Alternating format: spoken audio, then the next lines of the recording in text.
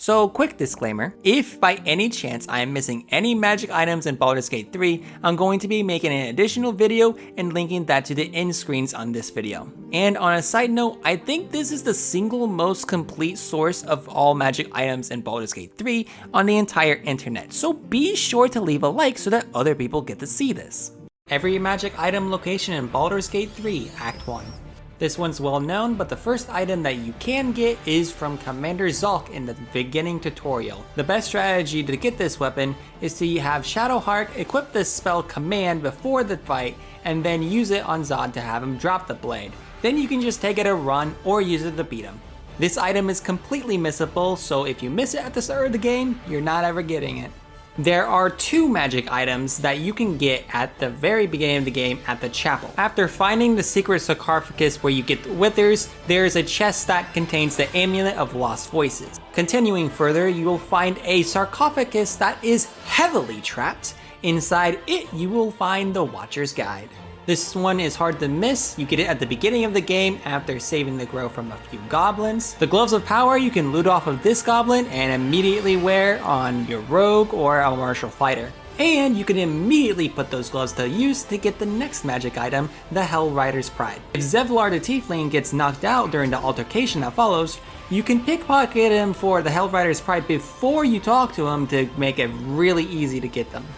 You'll find the first trader, Aaron, at the beginning of the Emerald Grove. On top of an assortment of +1 gear and at later levels +2 gear, you find a few unique magic items. He carries the Gloves of Missile Snaring, the Ring of Fleeing, the Hedge Wanderer Armor, the Rain Dancer, Spell Thief, and Dragon's Grasp. The Corellan's Grace is one of the best early monk items, and it is sold by Auntie Ethel, who is a fairly easy to miss vendor, but she will be here at the very start of the game as you enter the Emerald Grove. In the Emerald Grove, Daman is one of the most important traders in Baldur's Gate 3. In Act 1, he carries two unique items, and both of them are very useful. The Safeguard Shield gives you +1 to all saving throws, which is just good. But the best item here, and arguably the best option that you should buy at the very beginning of the game, is the Hunting Shortbow. The Whispering Promise is a magic item that changes owners, but the original and easiest to find owner is Volo. Simply interrupt his rant in order to trade, and you'll be able to get the Whispering Promise extremely early and not have to track it down later. In the Emerald Grove up by a cliff, there's a bard. Right beside the bard, there's a chest. Once opened, you will find the Cap of Curing. The Amulet of Sylvanas can be found right in the Druid's Grove near the coast. It is a convenient way to deal with Astarion's Bite, but other than that, it does not have too many uses. This is the first magic item that I always give to Gale. The Ring of Color Spray allows you to cast Color Spray once for free, and is really only good at low levels. This item can be found in the Harpy's Nest right behind the Emerald Grove. So this magic item you can get if you save Arabella from Kaga. When you talk to her parents, they will give you Chimera's Locket, which you can promptly give to Gale because that is all it is good for. There is an imposter among the livestock in the Emerald Grove. If you vote him out in a single hit, you will find the Shapeshifter Boon Ring. This gives you the effect of a second guidance that is able to stack whenever you are using Disguise Self. Coincidentally, if you buy the deluxe version of the game, at camp you will find the Mask of the Shapeshifter. This lets you cast Shapeshift as many times as you want. It's literally pay to win. So apparently some loot you only get if you play a specific class. And so far, the only example of this that I'm aware of is the Pale Oak. Now the staff itself isn't very good. It allows you to cast a vine spell, and it allows you to be immune to your own vines. The only interesting thing about this weapon is that you can only get it if you save Kaga from herself as a druid. There is only one way to get the Broodmother's revenge, by killing Kaga. Pickpocketing does not work, so if you don't want your playthrough to be ruined by Kaga's death, there are two options. First, you can investigate Kaga and do the Shadow Druid questline and then not convince her to see the error of her ways. Or, if you get rid of the goblins, Kaga will just be kind of by herself.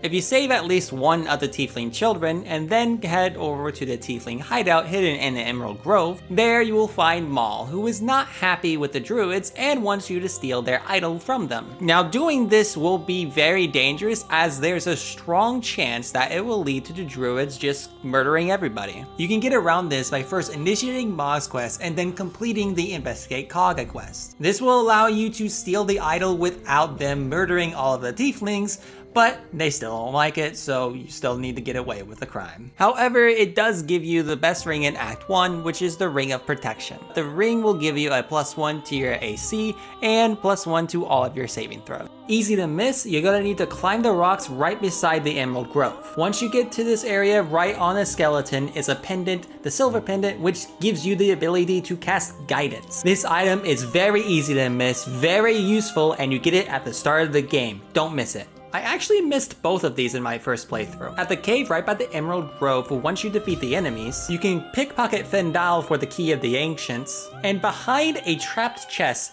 is the Nature Snare, which allows you to ensnare enemies. This might be really good, but I haven't tested it. Let me know what you guys think of this weapon. Next up are the goblins by the windmill in the Blighted Village. The leader of these goblins carries the very heavy Great Axe, the first +1 magic weapon that you get from an enemy. And then inside are some really good boots for any rogue. The Speedy Light Feet will allow you to gain lightning charges, which will allow you to hit more often and do more damage. This one's very hard to find. The Fleet Fingers are actually buried south of the Blighted Village.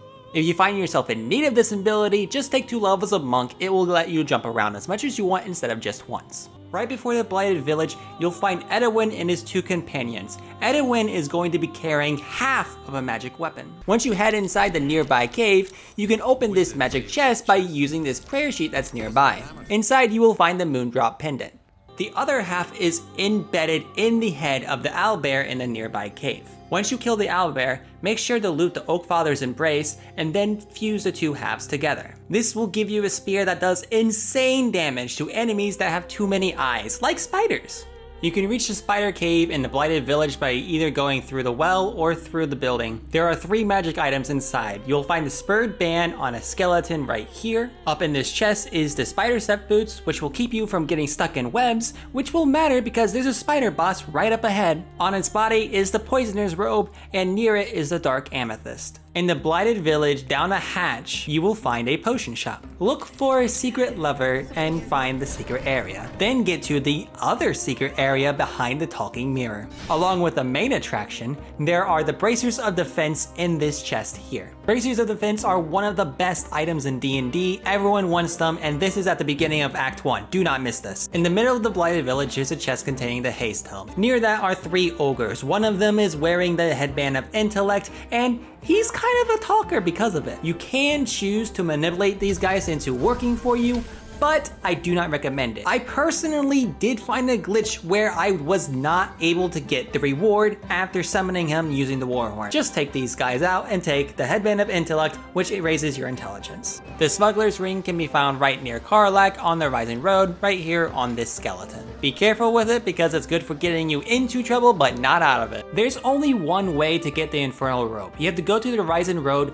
and kill Karlak, one of your available companions. Now, there used to be a glitch where you could actually get both Karlak and the Infernal Robes in one playthrough, but unfortunately they did patch it. Those of you who got the robes got to keep them, but those of you who are late to the party, well, you miss out. On the Rising Road to Karlak, you'll find a Toll Collector's Key, grab that for later. Take the sword from the Paladin and then look for a hatch nearby. First you'll use the key, and then after you use the key or break down the doors, you will be able to find a secret room. Inside the secret room is a large stash of gold and other things such as the +1 Great Axe and, more importantly, the Gloves of Heroism.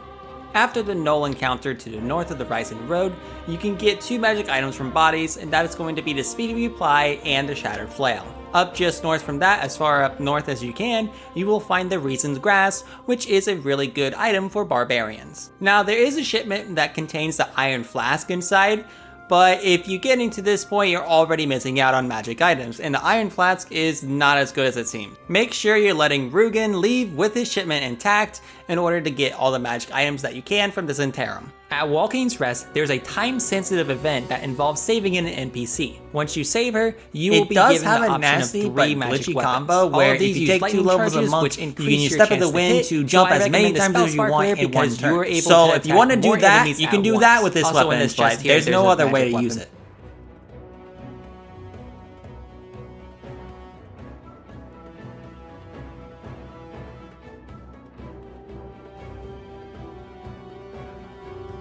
Now, I don't actually recommend you get this weapon, but one of the fists carries the Startlebee's Wound Seeker. This weapon does not deal extra damage, but it does give you an extra 1d4 bonus to your attack rolls. If you are running a Great Weapon Master build and you need to make sure that you hit all of your attacks, there are much better ways to do this than this weapon. Personally for me, even though I have footage of me getting this weapon, I do not have this weapon because I could not be bothered to actually do the fight that follows. I missed out on this magic item multiple times, and I was looking specifically for magic items. At the Nolan encounter, make sure you let the two guys actually deliver their own shipment.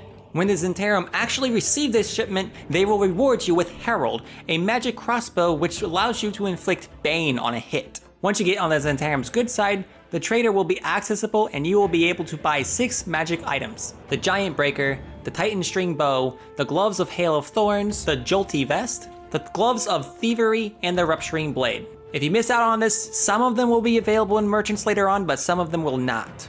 In the stash in the back of the Zentarum hideout, you will find the Best Beckoners. So despite this being a very rare item in Act 1, they're actually pretty terrible. Your familiar is going to have to make a wisdom saving throw or become mad, and this works outside of combat too, so it will happen if you summon the familiar. The only way this actually can be used is on a cleric, and that's for spiritual weapon. You could also put it on a wizard for Flaming Sphere, but Flaming Sphere is pretty terrible. But you can find Infernal Iron nearby, so at least that's worth it. You can actually get the strongest weapon in the game in Act 1. The Silver Sword of the Astral Plane is carried by Kithrak Voss, and you can use command to make him drop it before you begin combat. He will leave at the beginning of the encounter and leave you to fight the other Gith. But if your relationship with Lae'zel is not good enough, she will side with the Githyanki instead of you and the fight will be unwinnable. As it is, it's possible at level 4, but extremely difficult, so I recommend being level 5 if you do this. But the main reason I recommend you not do this is because afterwards, it triggers dialogue with Lae'zel, which contains spoilers for the story. So if this is your first playthrough, do not do this glitch. Instead, just loot the Githyanki and you'll get the weaker version of this weapon. Crusher can be found right near the portal at the Goblin Camp. You can interact with him and get his ring during the interaction, or you can make him angry and he'll walk off, in which case you can just take it from him. Go up the hill near the river by the Goblin Camp. Over here you'll find a chest. This chest contains the Glowing Shield, a weapon that I use in pretty much every single playthrough. You can find Grab the Trader in the Goblin Camp outside. He sells the Swiery Shoes, the Doom Hammer, the Returning Pike, and the Gloves of Archery. And if you missed it before, he will also sell the Whispering Promise, which he stole from Volo. If you're friendly with the goblins, you'll find Roa Moonglove inside their camp. She's a trader who carries 5 really good magic items, but only in Act 1, so don't miss out on them. She carries the Blooded Great Axe, the Monster Slayer's Glaive, the Gold Wormling's Staff, the Hunter's Dagger, and the Bow of Awareness. If you miss out on these, you're probably not seeing them until Act 3, in which case they're just gonna be useless to you. I can almost guarantee you have not found this one. In the northeast of the Shattered Sanctum, on this specific skeleton, you will find the Ring of Poison Resistance. While it's not a magic item per se, I just had to include this. Before you start fighting the goblins, you can find Abduract within the Shattered Sanctum. He's going to want to hit you. A lot. And if you succeed all of your either performance or intimidation checks, you will get a permanent buff. Also, you can get the Loviatar Scourge if you trade with them during this interaction. There are 3 magic items you can find within the ward pins in the Goblin Camp. In a chest, you will find the Beastmaster's Chain. On one of the goblins, you will find the Linebreaker Boots. And on a pile of bones within the Warg Pin itself, you will find the Warg Fane, which is good against goblins. To use some of these magic items to their fullest extent, you'll need to get branded by Priestess Gut. She carries 2 such items on her person, the Absolute's Talisman and the Absolute's Warboard. In her personal quarters, you'll also find the Amulet of Misty Step, which has no such requirement. You can find the Water Sparklers in a chest right beside Menthara. And if you kill her, you can take her tadpole along with 3 magic items, but you don't have to kill her even if you're doing a good playthrough. There used to be a glitch where you had to turn her into a sheep in order to get her into a good playthrough, but apparently it's just normal now. If you just knock her out, it's fine. Additionally, if you go through the trouble of saving Saza from the Druid's Grove and bring her all the way to Menthara, you will be rewarded with the Assassin's Touch. Most of you will already find that you have this item, but getting it can actually be very complicated. The Rapira Crown you can only get if you take care of all the 3 leaders of the Goblin Camp. It's possible to miss out on this item if you ambush Minthara at the Druid's Grove and the Tieflings leave before you can actually complete the quest. In the back of the Shattered Sanctum is an undefended vault. Inside are 3 magic items: the Amulet of Saloon's Chosen, the Gloves of the Growling Underdog, and the Spring Step Boots. You can grab these before the boss fight without any issue. You can find the boss Hobgoblin towards the back of the Goblin camp. Make sure you do everything you want to before you begin this fight, and once you do beat him, he will drop the Faithbreaker. Once you save Volo and then meet him again at your camp, he will give you the Blazer of Benevolence. But if you decide to talk to him again, he will offer to try to extract the tadpole from your eye. It's a terrible idea, it doesn't work, and you lose your eye in the process. But he does give you a better eye, which will allow you to see invisible enemies. This isn't the only time doing the dumb decision gives you the biggest reward, so feel free to be as dumb as you want.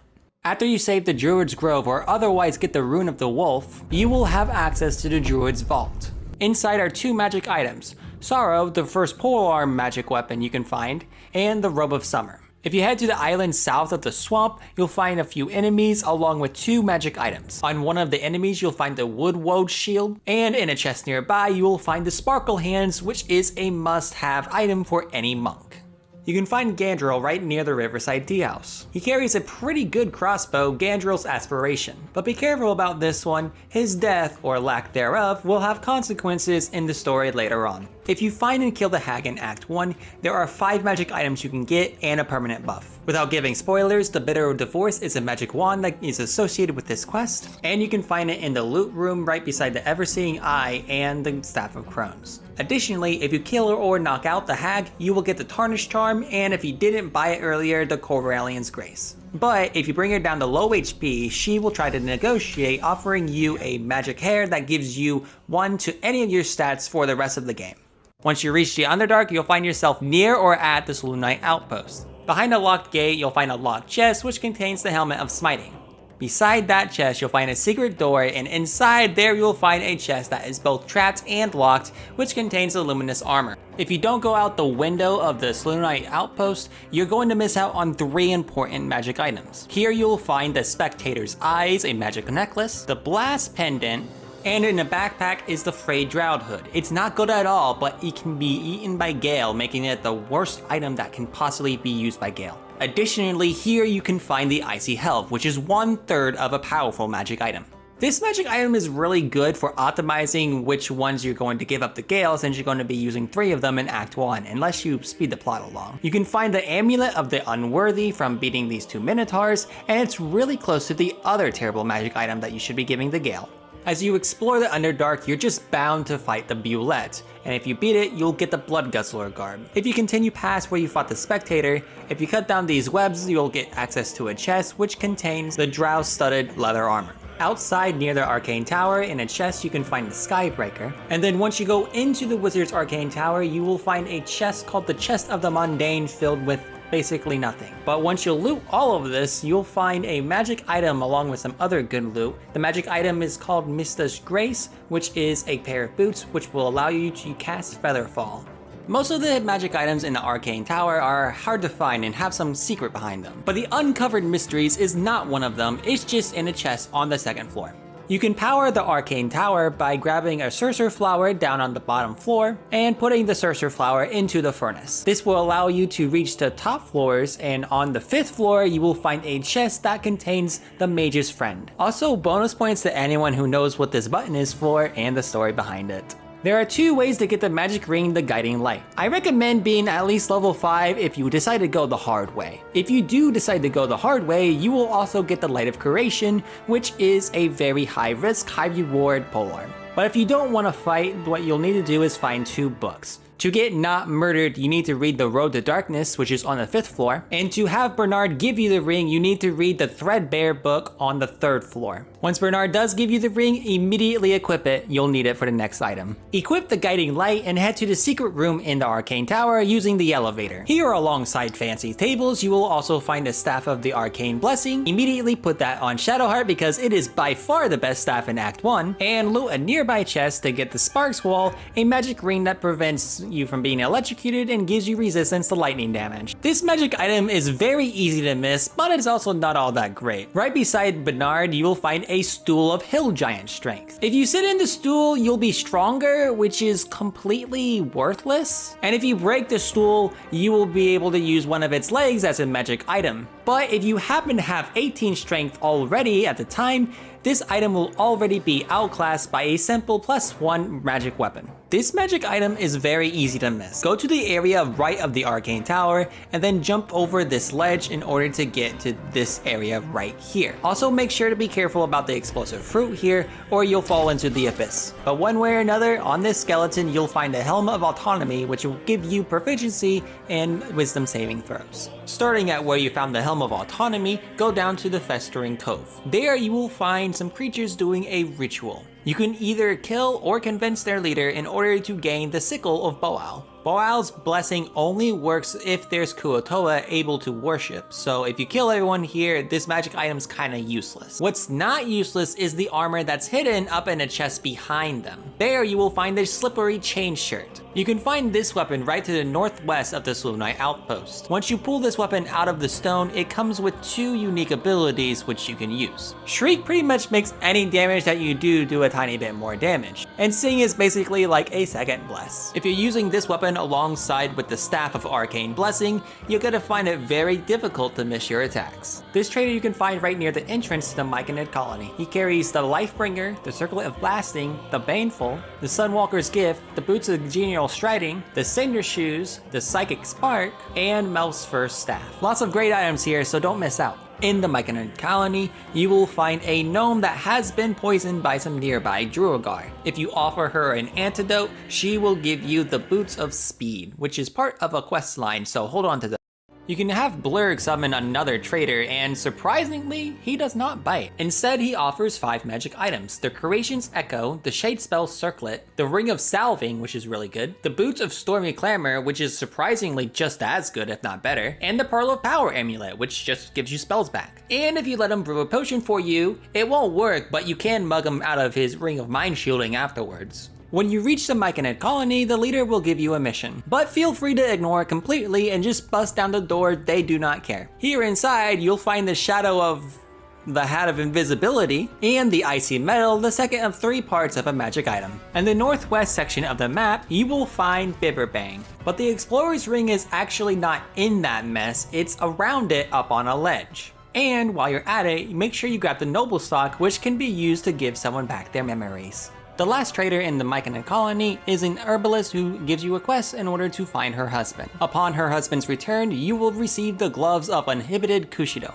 She also sells 4 magic items: the Corrosive Flail, the Caustic Band, which is very good, the Herbalist's Gloves, and the Amulet of Restoration. In the Blighted Village, you will find a forge, which have some blueprints nearby which ask you to find Cercer Bark. Cercer Bark can be found at the Cercer Tree in the Underdark. Bring that Cercer Bark to the forge in the Blighted Village, and you will be able to craft either a greatsword, a sickle, or a dagger which will silence enemies on a hit. I was going to recommend the dagger because you can throw it at enemies and silence them that way you don't have to actually have it equipped to use it. But when I went to collect footage and actually implement this, the dagger just vanished, so be careful, I guess. You can find Philoro the Forgotten near the Cercer Tree in the Underdark. He doesn't carry any magic items, but he does carry the Ice Crystal, which is the third of 3 parts of a magic item. If you've been paying attention, you already know where the other 2 parts are, but you can fuse the Icy Crystal, the Icy Helve, and the Icy Metal together to create the Morning Frost. You can find 2 magic items in the Underdark near the Dwagar. The Short Sword of First Blood can be found on an executed Deep Gnome, and you can get the Exterminator's Axe from Gek Cole. Just make sure you use him to progress whatever quest you want to first. Once you're done exploring the Underdark, you can head to the beats and then set sail. There you'll meet a Dwagar who you have a choice to either fight or trade with. On his boat in a chest is the Instringent Warhammer, which can only be gotten by fighting with him. Otherwise, you can get a +1 Great Club by trading with him, and the rest of his stuff, the Bow of the Banshee, Jorgel's Greatsword, and the Shining Staver of Skulls, you can all get by looting him. As soon as you find the area near the Grimforge, you'll find 2 Dwagar who are throwing Deep Gnomes into the water. If you notice to check them for loot first, you'll find that they have a ring that can let you turn invisible. In the northwest part of the Grimforge, you'll find a ledge which has a chest on it. Inside, you will find the real Sparky Sparks wall, which is really good for any lightning builds. Additionally, once you keep heading to the north, you will find right by a skeleton one of the devil foil masks. And on one of those skeletons nearby, you will find the Dark Justiciar mail. In the west section of the Grimforge, there is a fake dead end. If you climb down the ledge, you will find 3 treasure chests to loot. Along with the secret chest, one of these 3 chests contains the Wondrous Gloves. Once you reach the upper area of the Grimforge, you will find what I call the Bridge of Death. If you get past all the traps and reach the other side of this gate, you will find not only a lever to turn off all the traps, but also a chest containing the Protect These Sparks Wall, which is one of the very first shirts that you can find that will increase your wizard spell save DC. Upstairs in the western part of the Grimforge, you will find not only a shield mold on a skeleton, but inside you'll find a few enemies, and here you can find the Fire Stoker along with a few devil foil masks. You can find the final magic item in the upper part of the Grimforge to the southeast. Along with the Scimitar mold, you can find the Dark Justiciar helm on this skeleton here. To get this next magic item, you'll need the Boots of Speed that you get from this gnome. You can find Sergeant Thrin in the Grimforge who just has no shoes. As funny as it is to just leave her barefoot, you can give her the Boots of Speed back and she will give you one of 2 magic items. The Armor of Uninhibited Kushigo is good for monks, and the Bracing Band is really good for shoving builds. Sooner or later in the Grimforge, you're going to want to save near and commence the ensuing bloodbath. I recommend siding with the Dwegar first for an easier fight, and then betraying them later for all of the loot. After everything is said and done, Nier drops 1000 gold, the Sword of Screams, and the Disintegrating Nightwalkers. Meanwhile, Sergeant Thrin will drop the Ring of Absolute Force, and you can get your Boots of Speed back from her. Once you kill the Dwegar, you can get the Cap of Wrath and the Deep Delver. Once you reach the Grimforge, you can take a quick detour and you'll find a lava-infested area with a magma elemental patrolling. Here you'll find a chest that contains the Sentient Amulet. It's got a hard lock, so you might need to bring it to camp for Astarion to pick it, and looting it will start a questline that will last until Act 3. There are 2 mithril ores that you can use to make adamantine items. Make sure you bring the 2 molds that you want to use and then head over to the adamantine forge. Before you're able to get the first item, you're gonna have to fight a golem, and beating him will give you the Grimskull helm. The armors will reduce damage alongside with stopping crits from happening, and the weapons will ignore damage resistances that occur. These weapons are one of the few that ignore magical resistance, and there are plenty of enemies that do have that. Once you're done with all the time-sensitive events in Act 1, you can pass through the mountain pass and get to the final area in Act 1. Here you will find Lady Esther, a trader who specializes in gear for monks. She carries the Graceful Cloth, the Gloves of Cinder and Sizzle, the best item in Act 1, the Periapt of Wound Closure, a unique +1 pickaxe, the Boots of Elemental Momentum, the Gloves of Baneful Striking, and the Winter's Clutches, which is really good on a monk if you also have Morning Frost. There are 4 magic ceremonial weapons that you can find at the Rosimorn Monastery. The Warhammer is on the roof in the Giant Eagle's Nest. The mace is carried by one of the kobolds on the bottom floor. The battle axe is guarded by a Guardian of Fate spell on the top floor. And on the same floor nearby, you can find a ceremonial longsword. As for how to actually perform the ceremony, I'll let you figure it out, but the rewards are worth it. So this one actually requires you to backtrack a bit. Once you've defeated Nier in the Grimforge, head on back to the Myconid colony and bring them his head. The Envoy's Amulet allows you to add +2 to a persuasion roll once per long rest. For best value, put this on one of your allies and just forget about it, and it'll come up when it comes up. The only other magic item outside in the Rosimorn Monastery is the Holy Lance Helm. You find it in a chest in the east side of the map. In the Githyanki Trash, you can find a trader who is surrounded by only a few guard. You can use Feign Death to pickpocket her items. She carries the Gloves of Dexterity, the Knife of the Undermountain King, the Daredevil Gloves, the Vital Conduit Boots, the Defender Flail, Laurentian's Wrath, one of the best weapons in Act 1, the Unseen Menace, and the Witchbreaker is the last magic item that she sells. However, killing her will give you the Amulet of Branding, which is one of the strongest amulets, especially for a character like Lae'zel. Other than the trader, there are 2 Githyanki near the true entrances that carry magic items. Near the back entrance, one of the guards carries the Crossbow of Arcane Force, and the leaders of the guards at the front entrance carries the Ring of Arcane Synergy. Compared to the other Githyanki that are around, the front guards are actually one of the tougher fights, so be wary of that. Additionally, in the Githyanki Hatchery, You can get Varsh Koku's boots by passing a persuasion check. Strangely enough, once you defeat the boss at the Githyanki Creche, there are actually a lot of hidden magic items in the area. From the Bloodbath you get the Diadem of Arcane Synergy, the Circlet of Psionic Revenge, and the 2 elegant chests in the area you'll get the Strange Conduit Ring and the Gloves of Belligerent Skies. Just laying around you'll find the Skin Burster, which does exactly the opposite of what the name implies. Defensively, it's the best weapon you'll find. And in 2 easy to miss so-called display cases, you'll find the Hoarfrost boots, and in the other wing the Necklace of Elemental Augmentation. And finally, there is but one magic item in Act 1. But don't head there too quickly, otherwise Lae'zel's going to get mad at you. Make sure you do the main quest stuff and then head through the secret door. And because I know you've been following along, you've probably already completed the ceremonial weapon puzzle, and now you can simply put in the token and retrieve the Blood of Lathander. This mace is the only legendary weapon in Act 1, and it is one of the best weapons for Act 2. Oh, and collect the Soulbreaker Greatsword on your way out of the creche. To the northwest part of the map, near where you come in, you can find a campsite which has some pauper. Follow those tracks over the ledge and you'll find a burrow. Inside you'll find the family ring, which gives you +2 on your death saving throws. You can find Daman at the Last Light Inn. On top of being able to help Karlach, he carries a Charge-Bound Warhammer, the Darkfire Shortbow, the Harmonium Halberd, the Thorn Blade, the Thermodynamo Axe, the Sword of Life Stealing, the Sword of Clutching Umbra, which is just a regular +1 sword which has a fancy move, and the Swordmaster Gloves. At the Last Light Inn, right beside Damon, you will find a Strange Ox if you did not kill it in Act 1. If you kill the Strange Ox now, on top of the Shapeshifter's Boon Ring, you will also get the Hat of Fire Acuity. It's one of the premier items in Act 2, but it will lock you out of a questline that you would get if you can leave the Strange Ox alive. At the Last Light Inn, near where you find Damon, you will find a rustic chest on the top floor which contains the Rippling Force Mail.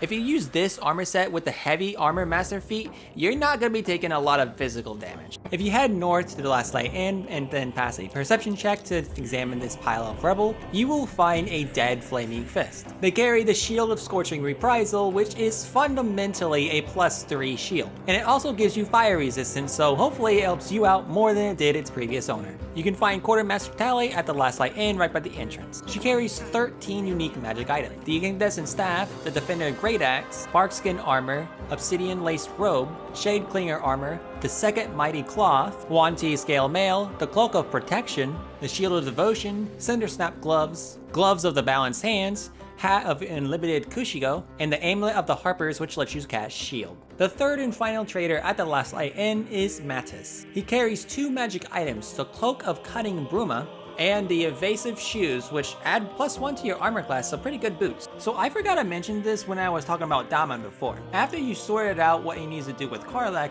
if you give him any additional Infernal Iron, he will be able to craft the Flawed Helldusk armor for you. On the bottom floor of the Last Light Inn, under a bed, you'll find a hidden compartment. Inside this is the Snowburst Ring, which will create a floor of ice anytime you inflict cold damage on something. Most players will find their way to Isabelle pretty naturally on their own. Now Marcus will try to kidnap her after you speak to her, and he will drop the Shifting Corpus Ring. Now you may also be tempted to try and kill Isabelle for her loot. But if you try that, Marcus is just going to whisk away her body anyways, and you'll have to fight a very long battle. Instead, wait until after the ambush and then knock her out. Looting her, you'll find the Moon Devotion Robe and Janelle's Gloves. Both of these are actually pretty good defensive items that pretty much everyone naturally misses out on. If you go to the area south of where you find the goblins, you'll find a chest and it's totally not guarded by an ambush. Inside you'll find the Frost Prince.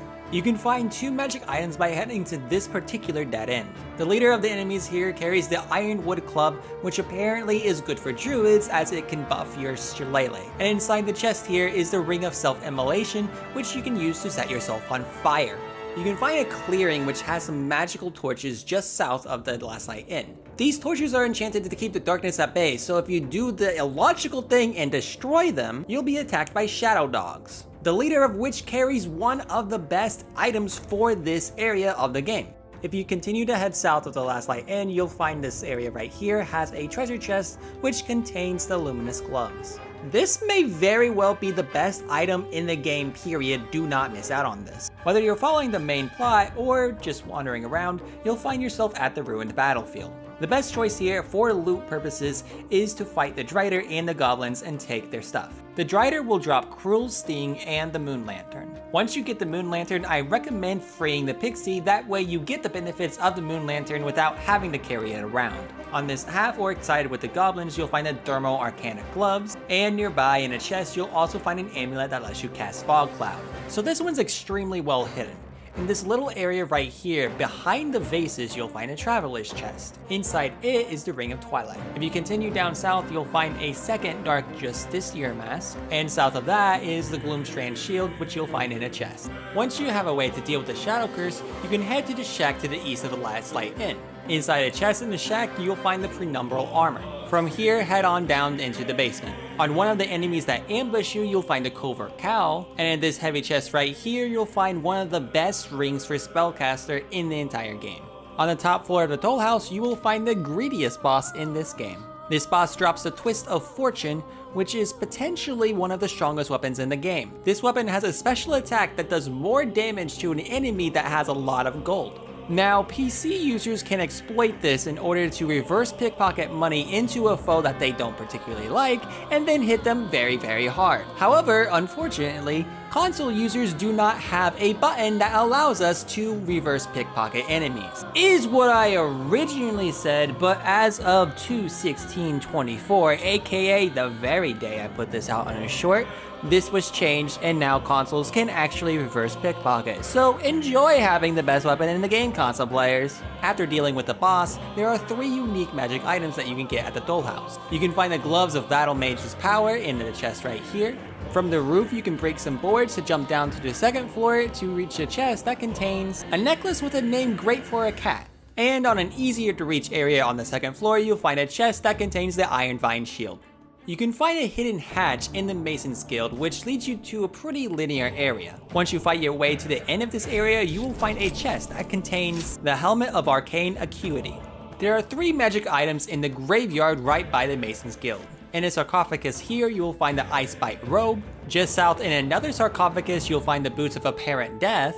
And across from that, on a skeleton, you'll find the True Love's Caress, which is 1/2 of a strong magic item combo. It won't work by itself, so you'll need to get both rings. If you head north from where you find the Icebite Robes, you'll find an ambush right by the water, the leader of which carries the closest thing that we have to a Javelin of Lightning, the Lightning Jabber. This weapon is one that is 100% meant to be thrown, and it's also the strongest throwing weapon that you'll get at this stage of the game. To the northeast, there is a secret entrance to the morgue. Inside this entrance, you'll find an acidic area, and at the bottom, you'll find a hollow armor who carries the protective plate. And in the chest above in that same area, you'll find the Flesh Melter cloak.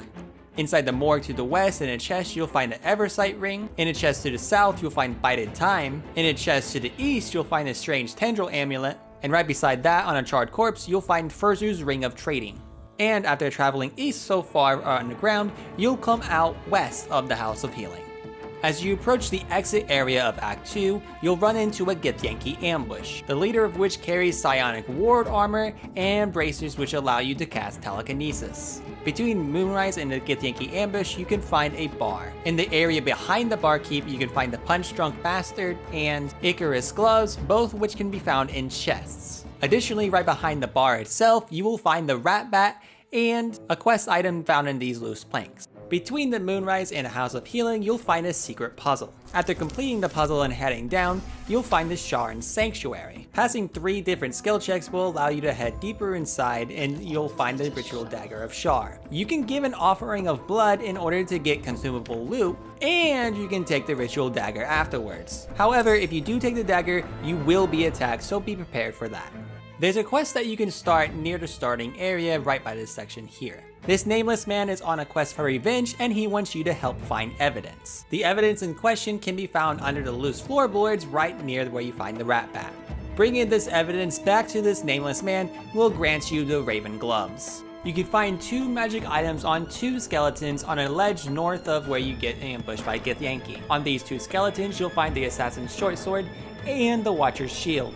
In the middle of the House of Healing, you'll find my favorite boss encounter in this game, I highly recommend stocking up on inspiration dice to pass those persuasion checks beforehand. Regardless of how you defeat this boss, your reward for doing so is going to be the most powerful amulet in this game if you use it correctly. The 4 nurses all have unique magic items, but they're kind of specific to the boss encounter, so I'm not actually going to count those. After the boss, there are 3 magic items that you can find within the House of Healing. You can find Shard's Temptation just sitting there in this random crate for no reason. On the west side of the house, beside some beds, you'll find a skeleton which carries the ring True Love's Embrace. When you use these 2 rings, the effect will last even after you take them off, so they're only just good prep items. And to the very north on the ground floor in a chest, you will find the Poisoner's Gloves. This next magic item is going to require you to do an entire quest line. Start at the last light inn and then talk to the Flaming Fist, who is comatose. Steal a loot from a surgeon, use that loot to wake him up, tell Halsin that his buddy's awake, bring Halsin to his buddy, then defend the portal that Halsin goes into from a few enemies. Save the boy but not really, and then, and I'm not joking, this is actually the important part, beat this kid at hide and seek. If you manage to beat Oliver at hide and seek without actually starting a fight, you will get the Ring of Shadows. In a chest right beside him, you will find the Ring of Mental Inhibition. You can find Lantarv at Moonrise and he will sell 6 magic items. He sells the Halberd of Vigilance, the Slicing Short Sword, Fistbreaker Helm, Enraging Heart Garb, the Gloves of the Duelist, and the Sentinel Shield. But wait, there's more. If you figure out Disciple Zarel's secrets through persuasion, she will allow you to purchase items from her secret stash. This unlocks 4 more magic items. The Render of Mind and Body, the Dwarven Split Mail, the Gauntlets of Surging Accuracy, and Bigby's Chew Toy. You can find Roa Moonglow once again in Moonrise. This time she carries the Drake Throat Glaive, the Never Misser, Armor of Devotion, Sharpened Snare Cuirass, the Gloves of Crushing, the Ring of Spiteful Thunder, the Poisoner's Ring, and any loot that you didn't buy in Act 1. You can find a second moon lantern on the 2nd floor of Moonrise in Balthazar's room. Right beside that in a chest, you will find the Derivation Cloak. But wait, there's a secret. If you put a heart in this altar, you can open a secret passage and find a chest containing the Cold Brim Hat. But wait, there's an even more secret in this room. If you interact with this ritual circle as Gale, you will get a special interaction. This will give you the option of defying Bistra in order to craft the Shadow Lantern. It gives you a level 6 summon that is really good in Act 2, so I would recommend doing it. On the 2nd floor in Kethric's bedroom, you will find the Cloak of Elemental Absorption in a chest. Right next door in his daughter's bedroom in the chest, you will find the Spine Shutter Amulet. If you're like me, and I'm sure all of you are, you don't like Astarion very much. Well, now you can rejoice because we will be making use of him and he is not going to like it. After you buy the Hat of Storm Scion's Power, the Robe of Exquisite Focus, the Thunderskin Cloak, the Risky Ring, the Circlet of Hunting, the Ring of Free Action, and the Boots of Arcane Bolstering, this crazy lady wants to have her blood sucked out of her body. If we convince Astarion to do so, she will give us a potion that will increase our strength permanently by +2. Now Astarion's not gonna like us very much after that, but I'm sure nobody will ever care about that. In the basement of Moonrise in the prison, you can find the Warden, who carries the best amulet for wizards, the Spellcrest Amulet. Right above her in a chest you can find the Browbeaten Circlet, and lying around we'll find Wulbren's Hammer, but let's be honest, he does need it more than we do. After saving the prisoners in Moonrise, you can go talk to Elfira and you will see a heartwarming reunion. After this, she will give you the Potent Robe, which is an amazing shirt for any Charisma caster. Of course, Elfira does need to be alive to give you this reward, so keep that in mind. You'll find the entrance to the Gauntlet of Shard through the Grand Mausoleum to the north. Inside the mausoleum, in the chest to the east, you will find the Vivacious Cloak.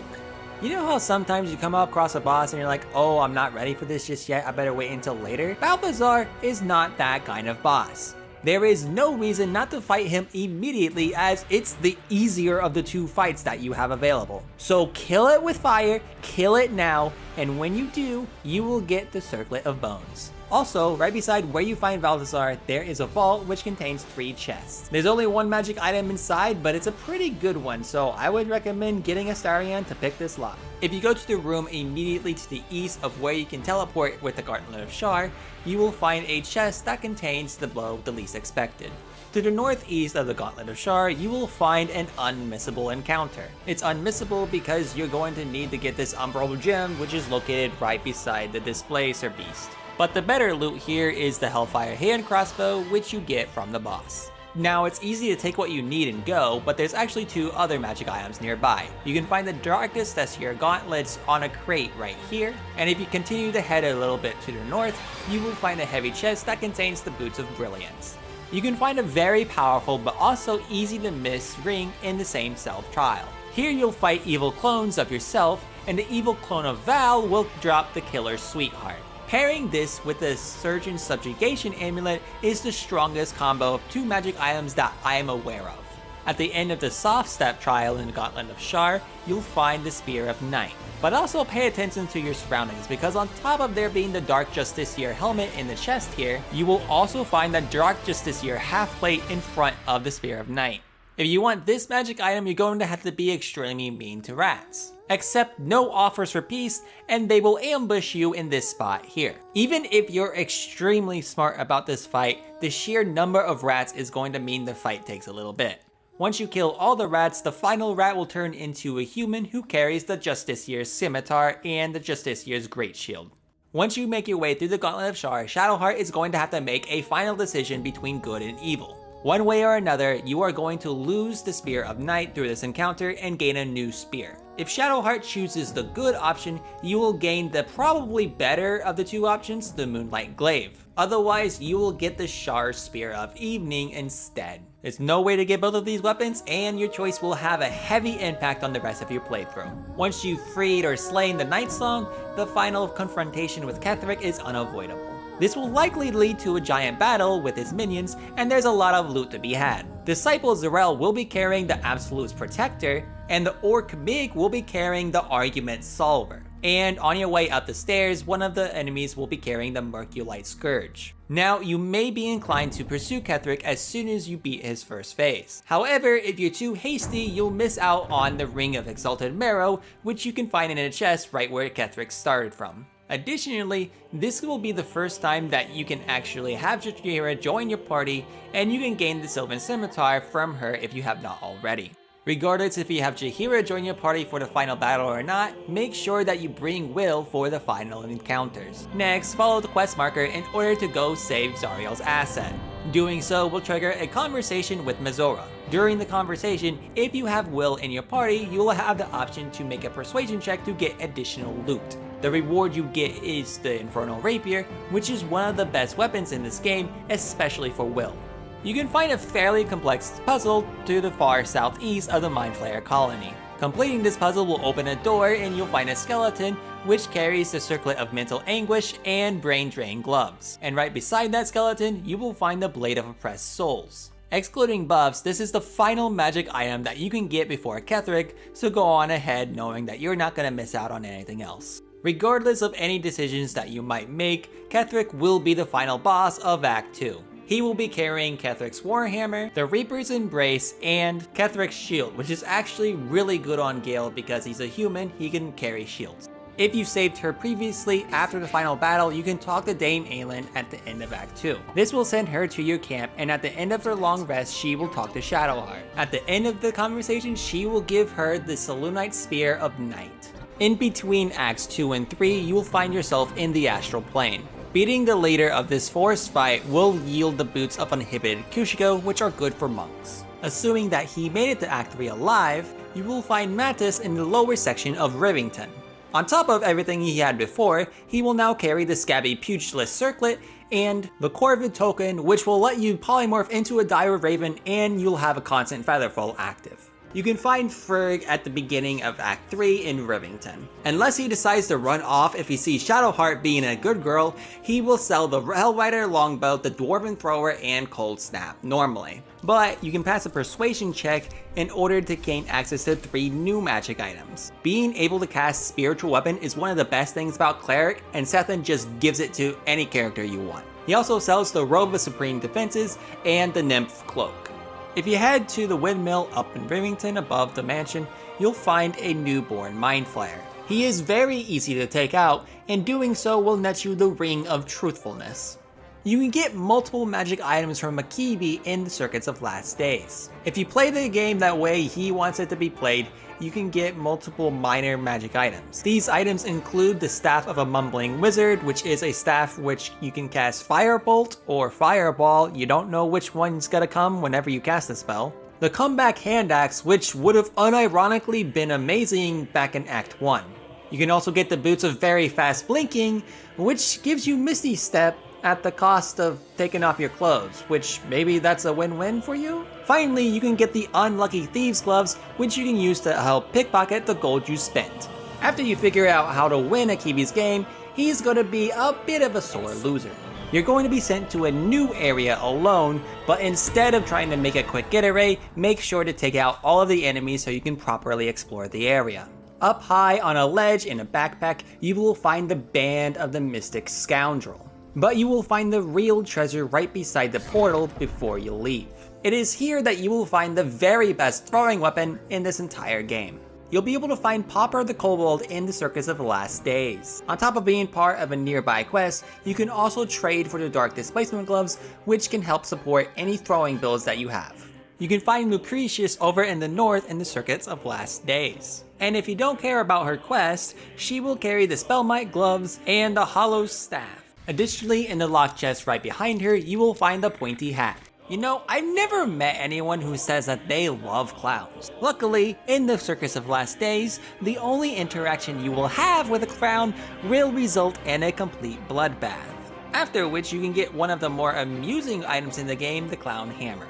You can find the trader in the Rivington General downstairs. This excitable dragonboard will carry the Bone Spike Garb, the Dancing Breeze, which is low-key one of the best ways for barbarians to do a massive damage to a large amount of enemies, the Stalker Gloves, the Swire's Sledboard, which gives you Force Conduit at the beginning of each turn, the Elven Chain, which can be worn by anybody, and the Ambusher.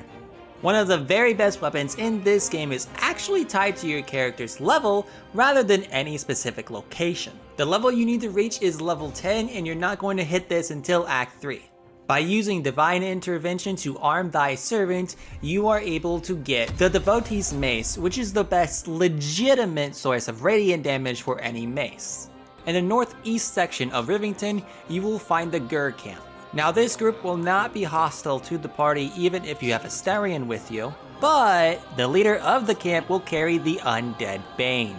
It's not a great weapon, but at this point, we're in too deep to stop without getting every single one. If you make your way to the roof of the Open Hand Temple, there you will find Gale's magic flying cat. And if you bring Gale, she will just give you the ring that she has in her possession. Rather unsurprisingly, the Ring of Blink allows you to cast Blink. It's a good name. If you head to the Open Hand Temple in Rivington, you'll find a quest to investigate a murder. Throughout this quest, you can find multiple magic items. In the back of the building, in one of the wooden chests, you will find the Seraphatic Pugilist Gloves. And if you head down into the cellar and then reach the secret area, after fighting a few enemies on their bodies, you'll find 2 key items. And if you head north to the cave, you'll find a hole which contains the Stillmaker. As you head into Baldur's Gate, you will find a Steel Watchman guarding the checkpoint. If you helped the Iron Hand gnomes before, they will step in to help you out now. And if you follow them down into the cave, there you will find a trader who carries the Thunderpalm Strikers, the single most broken item that I never found in my first playthrough, the Martial Exertion Gloves, which allows you to make an additional attack if you're willing to take some extra damage. They'll also carry the Nimble Finger Gloves and items that are specifically supposed to be used on the Steel Watchman. To the northeast side of Rivington, you'll find the Zentarum are clashing with the Stone Lord's men. Luckily, you don't need to actually side with either one of them, because the leader of the Stone Lord's men will carry the Corpse Grinder, And the leader of the Zentarum group will carry the Gleam Dance Dagger. Right beside this fight, you'll find a cave. Inside this cave, inside a chest, you will find the Bone Spike Boots. If you make your way up to the top floor of the Sharess's Caress, there you will find Kithrak Voss along with Raphael. After your conversation with Raphael, you can head down to the main lobby of the Sharess's Caress, and there you will find Kithrak Voss once again. You used to be able to actually trade for his main weapon here, but apparently this doesn't work in this situation anymore. But either way, if you hate Lae'zel's questline, you can kill him and get Voss's Silver Sword, and if you don't already have it, the Silver Sword of the Astral Plane. Just keep in mind that Lae'zel will hate your guts for this action, no matter what your relationship is with her. You head to the very northernmost section of Rivington. Before you get to Baldur's Gate, you'll find multiple traders there. The only trader to carry magic items is the one that also helps out the Harpers. He will carry the Blightbringer, which is a racist weapon that specifically targets gnomes and dwarves. Like, why is that a thing? The Harmonic Dueler, which can give you bard-like abilities. The Horns of the Berserker is almost good enough that it makes me want to take off the Cap of Curing. No, it's too cool, it stays on. He'll also carry the Guard of the Land and Sky, which is good on monks. The Gauntlets of the War Master is good on fighters, but it's not the best armor for fighters, so I don't know if you'll actually use this. But you will probably use the Cloak of Displacement, which gives enemies disadvantage on attacking you. And he'll carry the Snow-Dusted Monastery Gloves. You'll find Worm's Rock Fortress in between Rivington and the main area of Act 3. On the ground floor, being guarded by the Flaming Fix, you will find a heavy chest which contains the flame enameled armor. So if you're sad because you can no longer get the Infernal Robe without killing Karlach, go here and get the next best thing.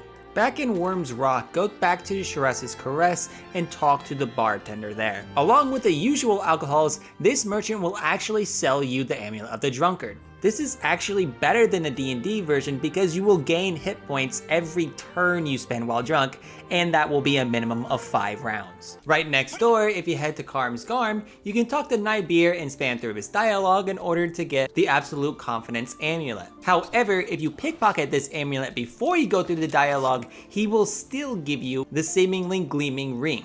You can find the Scarlet Leather Armor nearby on the top floor of the Flophouse. I don't actually have footage of the exact location because I didn't think this item was worth including in my original Act 3 video. When you finally reach the main area of Act 3, right by the Basilisk Estate, you'll find the Stormshore Tabernacle. The trader there will carry the Sacred Star, which inflicts radiant or damage upon a hit, the Mantle of the Holy Warrior, and the Reviving Hands.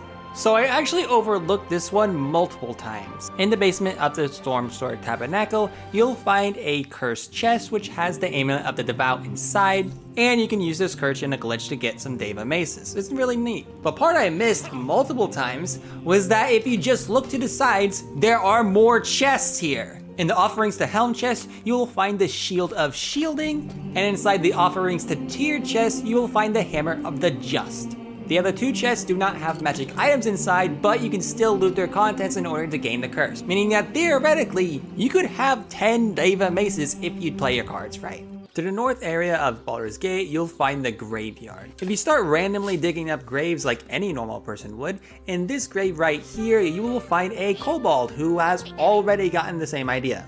He doesn't seem to scare very easily, but regardless of if he finds you intimidating or not, he will carry Kerwin's Cauterizer. Assuming that he's still alive, you can find Daman at the Forge of the Nine right near the graveyard. Just like in Act 2, you can trade in your refined Infernal Iron in order to get flawed Helldust gear.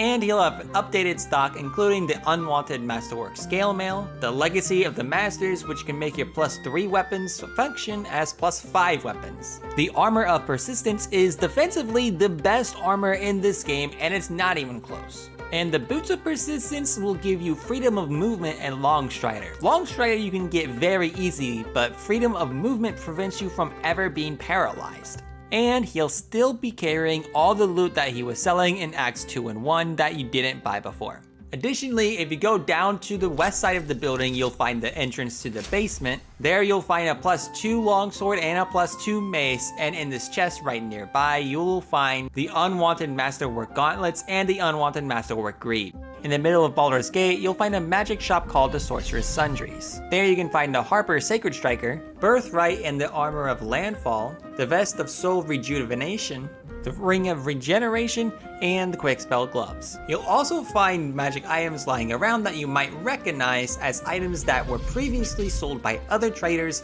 but you did not purchase at the time. For this next magic item, you'll need to have completely investigated the murder in the Open Hand Temple. Once you've done that, you'll find a murdered target Cora at the Wine Festival. If you talk to her, you can reveal the murderer normally, and he will immediately teleport away.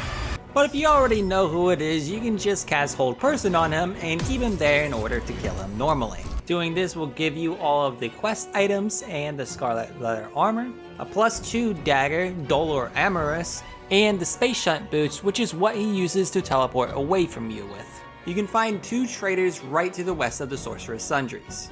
The Weaponsmith gives you the Flail of the Ages, which gives you the ability to cast Elemental Age, which gives you an additional damage as well as a +1 to hit, making it essentially a +3 weapon. Along with that, the Deadshot will let you roll critical hits easier. The Armorsmith only carries one unique armor, the Armor of Agility. You can find Goldbraith in the smallest building near Bloomridge Park. There you'll engage in a conversation about Mind Flayers, and if you tell him that we know how to deal with them, he will give you a shield.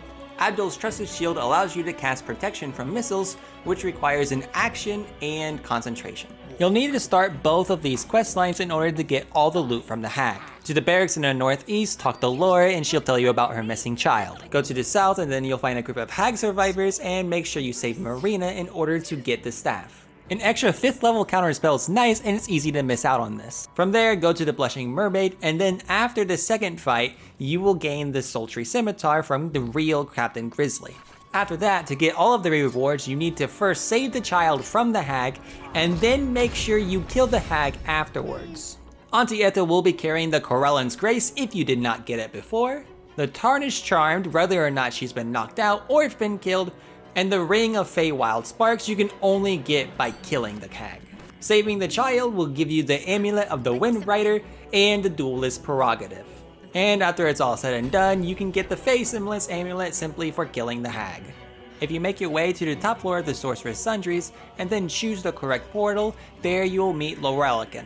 He's looking for a Night Song, and if you help him arrange the meeting, well... Either way, if you loot him, you'll find both a robe and a staff that you'll never use because there's a much better version right downstairs. On the bottom floor of this tower, you will find 2 levers, both of which requires a DC 20 Arcana check, and one of them is invisible and needs to be revealed.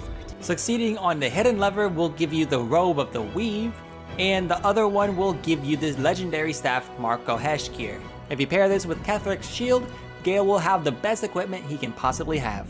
Once you're in Razumith's tower in the Sorcerer's Sundries, find the button that says Vaults. There are going to be multiple display cases that have books in this place, and each one of them is going to have their own unique spell which you can teach your wizard. In the room where the doors are named after schools of magic, make sure you find the Illusion Door and smash it. There you will find Karlach's ideal weapon, the Hellfire Great Axe. The other magic items are going to be in the vaults. You can find the levers to the vaults behind the Wish Door and the Silver Door. Inside the Elminster Vault in an invisible chest, you will find the Pyro Quickness Hat. And in the Karsus Vault, also in an invisible chest, you will find the Foe Breaker. Also, don't forget to grab your quest items on your way out. This next magic item you can only get if you give Lady Esther the Githyanki egg in Act 1.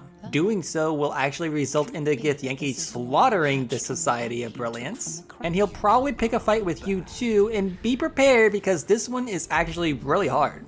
Doing all of this will net you the Unflinching Protector Amulet, which lets you make 1 attack miss per short rest. You can find Flood Tide Alandra Grey running a funeral service to the southwest side of Baldur's Gate. Although she carries a scimitar, I don't recommend killing her for it as it's not very good and she does give you a quest.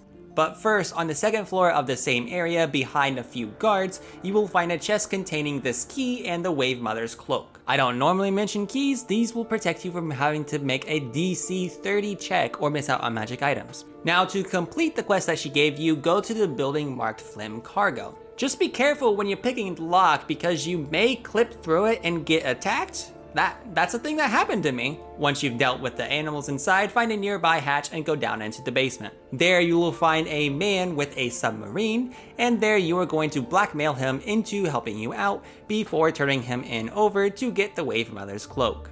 Don't head to the Steel Watch Foundry until you've done all the quests that you needed to get the ending that you want. But once you are there, on top of the infernal maces that they carry, you'll find a Steel Watcher helmet on a table to the top right. You can also get a fancy crossbow, which is going to be useful in the very next boss fight by combining 3 items in this area. To the west side of the building, you'll find the Watcher crossbow blueprint. To the south side on a table, you'll find the Steel Watcher arm. And if you look on a table in between those 2 locations, you'll find the targeting module. Take those 3 items and combine them at a bench to the northwest side of the building. This will give you the Hellfire Engine crossbow, which will allow you to cast Lightning Arrow. Once you take that and defeat the boss who is weak to lightning, you will get a better bow, the Gaunter Mail. You can find some pretty good loot if you head down into the basement in Elf Song Tavern. First, in the room where you get attacked by rats, be sure to pick up the keepsake ring that's just lying on the ground. Once you move on forward, when you get attacked by the Githyanki, one of them will be carrying the Boots of Psionic Movement. In the hidden room, you will find the Sword of the Emperor, and in the closet, you will find the Cerebral Citadel Armor and Cerebral Citadel Gloves.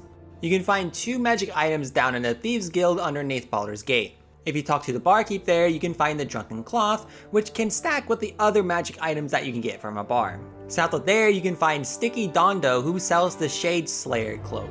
Once again, this effect isn't quite new, but it does stack with the other magic items of the same effect that you have gotten already. Down in the city sewers, you're going to have an unavoidable encounter with a sorcerer. Although it is possible to talk your way past him, you're going to have to kill him anyway, so you might as well take him out now and get the Cinder Moth cloak. Then, just north of there, right beside the trader who sells the Bone Spike helmet and the armor of Moonbasking, you're going to find a pouch which contains a skull. Bringing the skull back to its associated body will net you the Chancer's Carcanet. You can find the Mystic Carrion right in the building to the south of the Heapside stand. He's a trader who carries the Hood of the Weave, the armor of the Spore Keeper, and the Veil of the Morning, but you don't actually have to buy these items because you're going to be killing him later. He'll send you on a quest to go find a zombie that he owns, but it turns out he made that zombie from start to finish. Thrumble will send you to his lair, which can be found right near the Undercity ruins, and it is there that you will find the Breaching Pike Staff. Be sure to destroy his heart before you kill him, and then once you do, he will carry all of the loot that he sells and the Staff of Cherished Necromancy. You'll also get the Cryptolord ring, which you can only get for siding with Thrumbo. If you do side with the Mystic Carrion, he'll give you the Torch of Revocation, but he just keeps that in a chest right behind him anyway, so there's really no point in doing this. You can find Jaheira's house right beside the Baldur's Gate portal. Unless you happen to find and keep the Harper's Pen, you can get one from the boy upstairs if you have Jaheira in your party. Use that on the desk downstairs to unlock the secret passage. Despite what she says, all of the good loot is behind the secret door, so make sure you find it and get past it. There you will find Belm, the Staff of the Ram, and an item that's specific to Jaheira, Khalid's Gift. You can reach the roof of the Devil's Feet by either climbing up the Forge of the Nine and jumping over, or just using Misty Step. There you will find Tara once again, who is selling the Hat of the Sharp Caster. After this, you can find Tara again on the roof of the Wine Festival. There she will sell the Slinging Shoes, which you can actually just pay for with gold. Once you go inside, you can look around to unlock some special dialogue, which will allow you to buy the K-Tip Staff, which is good exclusively for warlocks, the Hellbeard Halberd, which does extra poison damage, the Shapeshifter Hat, which is good for druids, the Cloak of the Weave, which is the best cape for any caster, and finally the Gemini Gloves and the Spell-Seeking Gloves. And upstairs in a gilded chest by the bed, you will find the Mask of Soul Perception. You can reach the House of Hope by performing a ritual in the Devil's Fee. Once you have entered the House of Hope, first make your way down into the prison hatchway. There, on one of the guards, you will find the Burnished Ring. Just north of the Feast Hall, you can find a small closet room which holds the Hell Dusk Helmet, along with the Staff of Spell Power. To finish the House of Holt, you'll need to make your way to the Incubus that's inside. As long as you don't let him seduce you, you will gain the Hell Dusk Gloves and the key to the nearby safe. Inside that vault is the password you need to get the Orphic Hammer. While you're in this archive, make sure you also grab the Amulet of Greater Health and the Gauntlets of Hill Giant Strength. Be sure to save hope on your way out, and you'll be rewarded with the Gloves of Soul Catching, which is the ideal weapon for any monk. On Raphael himself, you will find a Helldusk armor, which is heavy armor that can be put on anybody regardless of proficiency. So these two you can only do after completing their associated quests. Once you have retrieved the Orphic Hammer from the House of Hope, you can find Kithrak Voss down under the sewers. He will give you Lae'zel's best weapon, the Silver Sword of the Astral Plane. Although you can use glitches to get this weapon all the way back in Act 1, this is when you would traditionally get it. If you go through all of the trouble of saving Duke Ravengard, you can still technically just kill him for his stuff. He carries the emblazoned plate of the Marshal and Duke Ravengard's longsword. But just so you're aware, anyone who sees you doing this, including Mazora for some reason, will attack you on sight. I guess she just got jealous that you did what she couldn't? Once you've defeated the Steel Watch, you can go back to the Worm's Rock Fortress and go to the top floor. There you can find Gortash and get Karlach some much needed retribution. He carries the fabricated Arbalist, the Clothes of Authority, the Tyrannical Jackboots, which I assume Gortash came up with the name himself, and a key to the chest nearby which contains the Helldusk Boots. You can find the rest of the Helldusk set when in the House of Hope, meaning that when Gortash went into the Hells and stole the Crown of Karsus, he also stole Raphael's boots just for the fun of it, because he doesn't even bother wearing these things. Once you have either saved Duke Ravengard or been attacked by Counselor Floric, potentially both if you saved Counselor Floric before Duke Ravengard, you can use lightning arrows to light up the secret entrance in Worm's Rock Prison. There are no magic items until you get to the dragon, so just make your way there as soon as possible. Behind the dragon, you can find the Helm of Baldur, and you can loot that before the fight begins. And then once you do defeat the dragon, you will gain the Balduran's Giant Slayer. You can find the House of Grief to the farthest point northwest in Baldur's Gate. This area is more story based than anything. Getting the loot here is pretty straightforward. The leader here carries Viciona's Priestess Robe, the Handmaiden's Mace, and the only +3 shield that you will find in the game. Well, except for the Iron Banded shield that you can find laying around Moonrise Towers in Act 2, and the trader in Rivington who sells a shield +1, but this is the only shield that has an additional effect and +3. You can reach the Star Palace by entering the building right beside the lower city center wall. You're allowed to simply walk in without issue, and there's only one magic item you can find in the palace itself. On the bottom floor, you'll find a cursed body, and you'll need to move the body in order to lockpick the chest nearby. Once you do, you will find the Helmet of Grit. When you next head down into the dungeon, immediately head right and then make your way down to the lower platform. There, in a mound of dirt, you will find the Pelarson Blade, which is actually ideal for Astarion to carry into this next fight. No matter what happens, as long as you kill Cazador, you will get Rhapsody. However, to get his staff Woe, you're going to need to make Astarion happy, either by letting him ascend or convincing him that he doesn't need it. Because if you try to convince him and he doesn't listen to you, he will simply break your staff and leave the party forever. You can find Kandahalo's tombstones to the northwest side of Baldur's Gate. There you will find Saravolk at the Dreadlord's Tribunal. His armored guards will carry the Blackguard's greaves, plate, sword, and gauntlets, as well as the shield of the Undevout. Saravolk himself will carry the Amulet of Baal, which is a very reliable way to inflict bleeding. He'll also carry the Sword of Chaos and Saravolk's Horned Helmet. However, if you do the ritual, a traitor will spawn into the area and offer new loot. He carries the Dread Iron Dagger, Flesh Render, the Vicious Battle Axe and Vicious Shortbow, the Assassin of Baal Cowl, which will let you see invisibility, the Baalist Armor, which is one of only 2 magic items that can inflict vulnerability, the Baalist Gloves if you want to tie someone up, and the Crater Flesh Gloves. You can find the counting house down to the far south of Baldur's Gate. Before you head deeper, in a locked chest, you'll find a second Amulet of Restoration. On your way in, you'll see a bunch of locked vaults that are very well guarded. Don't worry about these, there's nothing inside. The vaults you are looking for are going to be in the room where you find Minsk. Ironically enough, because this place has already been robbed, nobody cares if you just have at the locks as much as you want. In vault number 1, you'll find the Nymph Cloak and the Spell Savant Amulet. In vault number 2, you'll find Janet's Hat. In vault number 3, you'll find the Long Arm of the Gur. In vault number 4, you can find a Trident of the Waves, which can inflict the wet condition. In vault number 5, you'll find Ravenguard's Scourger. Vault number 7 carries the Knock Knuckle Gloves, which might make this lockpicking a lot easier. And all the way back in the main vault, in vault number 9, you will find the Elegant Studded Leather. When you get the Amulet of Ball and then head over to Orin, on your way there you're going to be ambushed. Only one of the ambushers has any magic items on their person, and that's going to be Strangler Luke. He carries the Bone Spike gloves, and if you don't loot them now while he's fighting you, he's going to run away and you'll never have a chance to get him again. You can find Orin in the Baal Temple down underneath Baldur's Gate. Killing her will net you the Crimson Mischief, which works better when your enemy's already weakened. The Mutilated Carapace gives you advantage on deception checks and persuasion checks, which would have been useful a few minutes ago. And Bloodthirst, which is the third magic item that allows you to inflict vulnerability, not the second. The final magic item that you can get in Baldur's Gate 3 is done so while you're in the artifact before the final fight. I will quickly note that it is possible to get the Emperor's Staff by using a convoluted glitch that you have to start in Act 2. I didn't start in Act 2, so I don't have footage of it. The final magic item that you can get is done so by allowing the Emperor to assimilate Orpheus. Of course, if Lae'zel is on your party, she's just not gonna sit by and let you do that. And honestly, I don't know if the Orphic Ring, which only allows you to cast a level 5 Confusion spell, is really worth losing her for, but that's your decision to make, not mine. Are you?